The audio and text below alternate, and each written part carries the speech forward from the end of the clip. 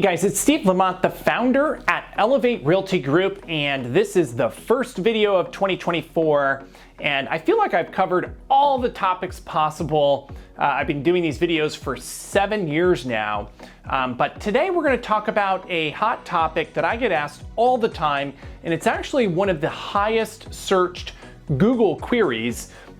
When it comes to selling a house, do I have to make repairs? And what repairs should I make?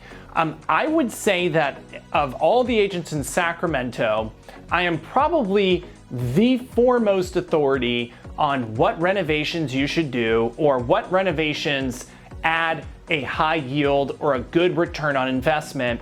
Having done nearly 550 concierge remodels, if you followed us for a while, we have a program where we'll help people renovate prior to sale. These are minor renovations, usually under $30,000, and we help them renovate to sell to maximize their profit. I would say when you start considering what should I do to sell my house, many owners often either overlook important repairs. They're like in two camps. They overlook important repairs and think that they can just sell their home in the current condition. Yes, that is possible. You can sell homes without doing new carpet, new paint, things like that. However, you do have a steep discount when it comes to those things. The other camp is they do far too many renovations, or they think they have to do far too much to sell the home and it has to be totally perfect. I think that there is a happy medium when it comes to getting your home prepared for sale, where the right renovations and doing some repair maximizes the return on that investment. So I'm going to break down 3 things that we focus on as we prepare homes to maximize profits. Number 1 is paint. Paint is the highest return on investment spend or amount of money or labor, if you paint yourself, that you can do to a home that has a dramatic effect on how it looks and how it feels and how new it presents. You can have old bathrooms, old flooring, and new paint and make that house look tremendously more modern by just painting it. So paint is the number 1 thing we usually recommend if it hasn't been painted in 2 or 3 years. Number 2, flooring. Flooring is huge because most people live in their home 7 to 20 years. Often is the case where they've done flooring renovations over the course of the time they've owned the home, but the problem is they have 3, 4, 5, 6 different kinds of floors.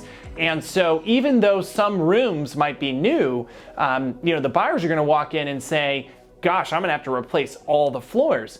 This is a hard one as an owner to justify to yourself, because you might say, well, gosh, I just replaced the master bedroom floor a year ago, right? The problem is when you do it in stages like that, it doesn't add value. In fact, even if all the rooms are new, but they're all different kinds of floors, the buyers will not give any value for that, and they're actually going to charge you in the form of their offer because they have to replace the floors. I prefer to have no more than 2, maybe 3 types of floors. 1 floor for the wet areas, carpet in the bedrooms, and then maybe high traffic areas like living and family room, you can do some kind of different floor. I stick to mid-grade carpet and like LVP tile for the bathrooms and the kitchens. It looks like tile, but it's actually LVP. It's a lot cheaper than tile.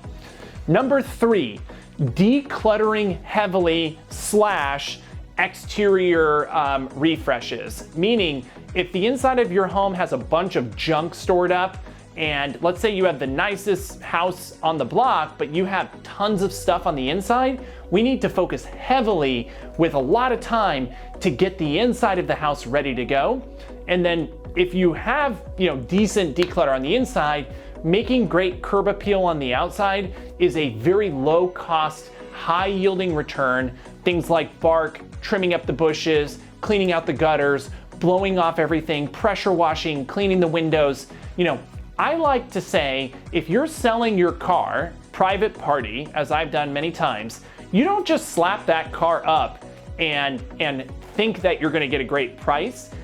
most of the time you detail that car, you take great care in how it presents because you know you're going to sell the property for more money. The same rule applies in real estate. So this is just a quick rundown as we start the beginning of the year. I know many people are considering selling right now.